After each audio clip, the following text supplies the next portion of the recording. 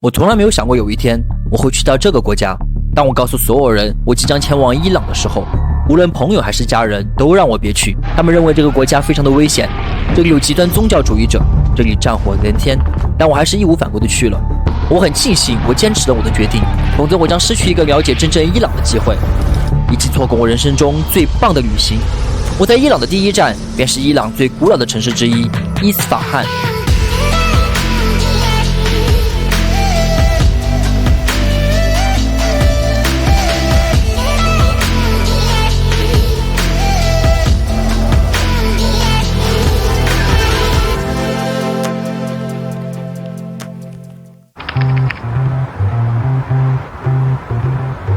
终于到酒店了。今天住的这个酒店呢，在伊斯法罕的市中心，然后是一个传统老宅改造而来的。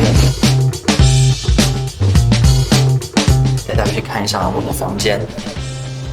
穿过这个长廊之后呢，我们会直接来到后花园，去看一下这个后花园的样子啊！哇哦！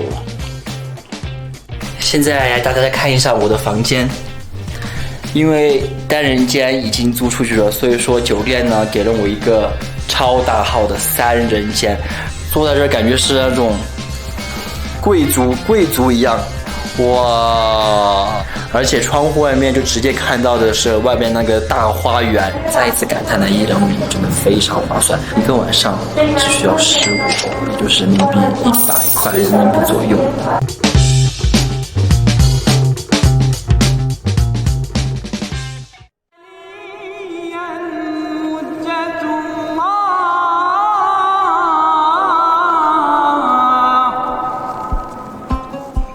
如果你来伊斯法罕，一定要去伊玛姆清真寺，它是我参观过的最壮丽的清真寺，而它最引以为傲的便是它的7彩瓷砖，而在这些瓷砖的背后呢，还藏着一个有趣的小故事。当年国王呢，在修建这座清真寺的时候已经非常年迈了，为了能够在有生之年看到清真寺修建完工，他便要求建筑师们加快施工进度。建筑师们便采用了7彩瓷砖这种高效快捷的贴砖方式，代替了原本的施工方案，最终清真寺得以提前完工。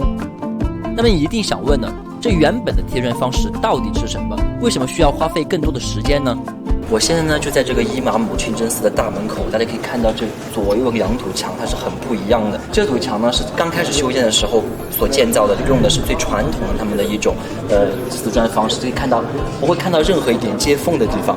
但这个呢就是当时为了满足国王尽快修完清真寺所利用的7彩瓷砖的方式，可以看到是明显的是一块一块的方块堆砌而成的，所以它会更快更高效，但是呢精美程度就没有这个高。那个墙我们看不到有任何接缝，为什么？因为它的所有图案都是专门做了它专门定制的图案，然后只用别的东西填充里面，所以说你看不到任何一个接缝。然后如果不合适的话还要再打磨一下。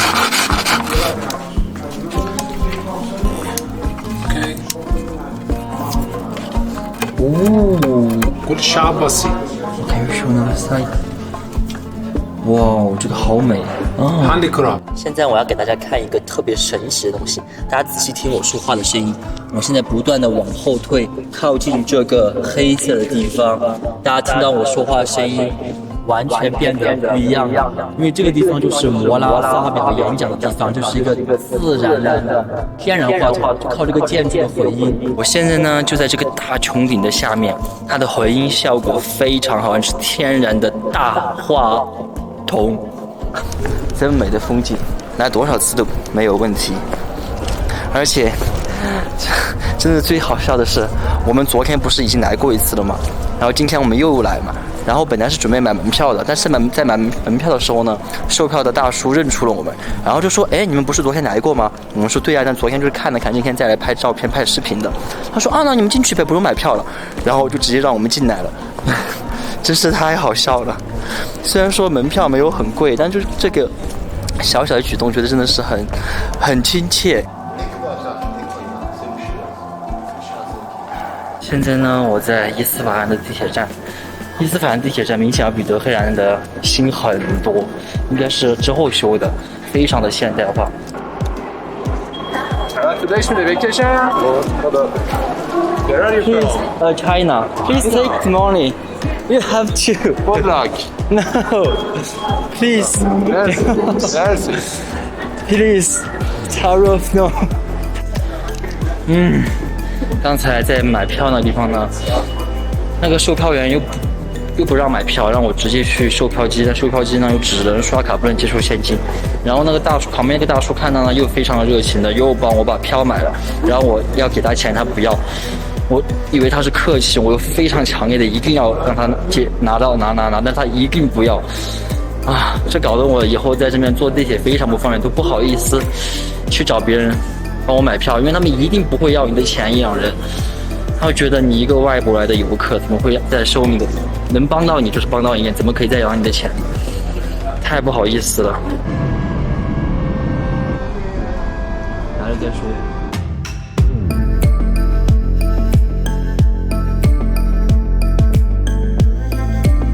现在呢，我们就在这个40柱宫的大殿之下，可以看到周围这么多柱子。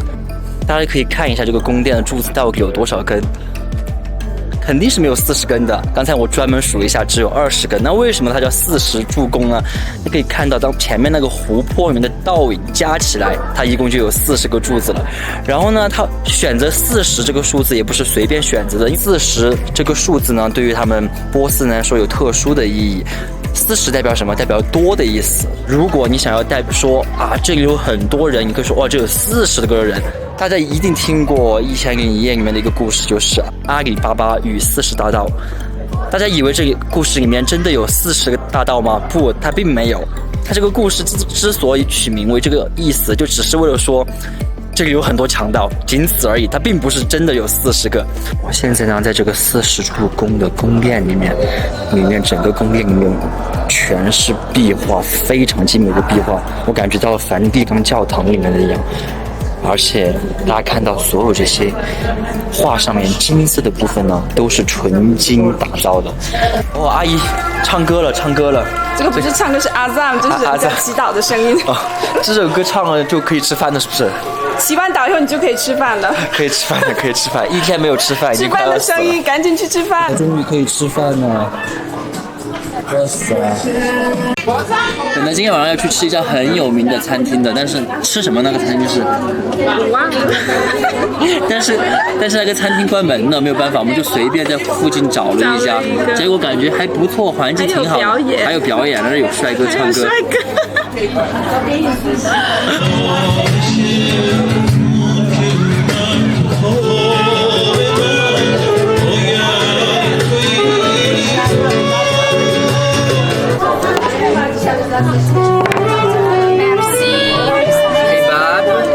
你等一下，我打个光，绝对不一样。烤鸡。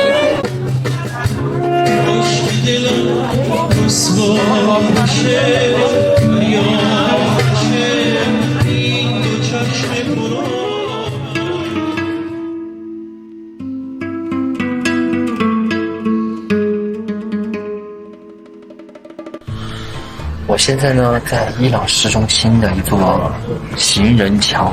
这座行人桥呢，是伊斯法罕非常有名的一座大桥。看到这条桥，真的是他们日常生活一个相当于广场的地方吧，是提供了一个非常适合的公共休闲空间。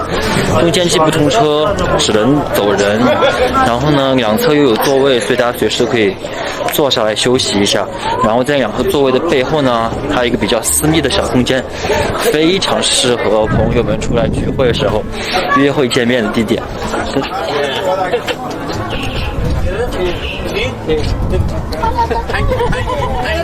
在伊朗呢，就要做好随时随地被搭讪的准备，随时都有可能有人很热情的冲过来给你打招呼。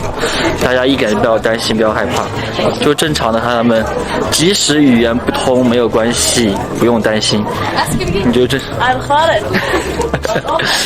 正常的和他们肢体语言交流，或者拿出你的谷歌翻译就可以了。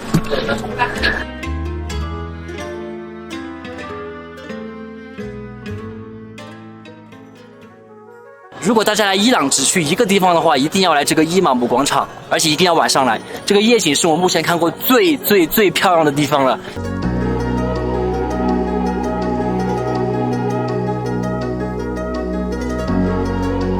小朋友来和我们拍照。Salam。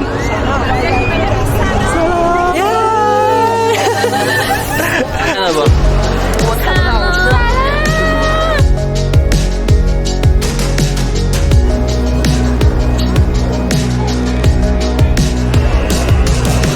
我拿我的手粉。冒险了。为了拍片子啊，来到屋顶啊。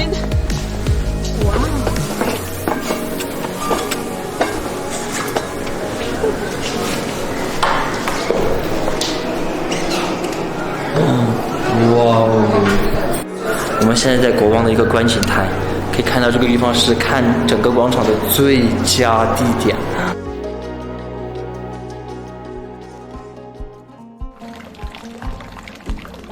我在酒店被一群伊朗家庭邀请来参加他们的生日 party。Say hi, everybody！ 来请我吃生日蛋糕。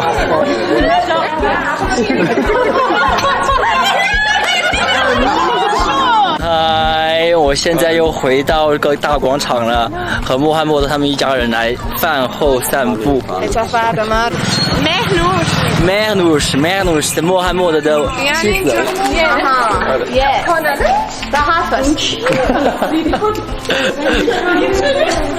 2, 3。